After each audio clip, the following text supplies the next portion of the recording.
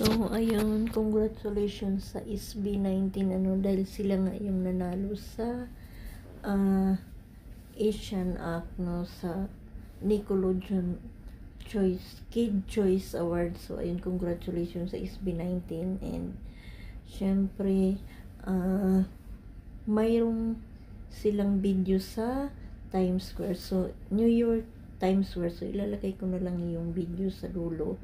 So, ayun, congratulations sa SB19. And, syempre, bumoto din tayo sa Billboard, Pan-Army. So, ayun, round 2 na. And, ayun nga, tiningnan ko ngayon dahil nagboto na nga ako kanina. So, hindi na ako pwedeng bumoto. So, bukas na naman pagising ko dahil dito ngayon sa Kuwait is madaling araw. So, almost 2 AM na ng madaling araw. So, ayun, bukas na ako buboto dahil ngayon bumoto ako is hindi na ako pwede dahil yung mayroon lang siyang minimum hanggang 10 lang. So, ayun, bukas ulit. And siyempre yung mga nasa Pilipinas, yan, pwede na mag-umpisang bumoto dahil ngayon is nasa huli na naman yung SB19, So, yun, boto lang ng boto dahil hanggang 10 naman. So, ini-skip ko lang yung iba.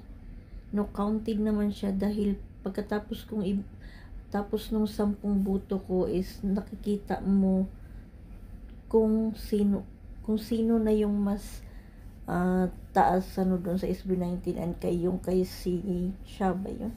Ano ba yun i-pronounce? So, ayun, and yun, boto lang para naman sana ibigay na naman to sa SB19. So, ayun, congratulations, siyempre, diba, in advance. Thank you.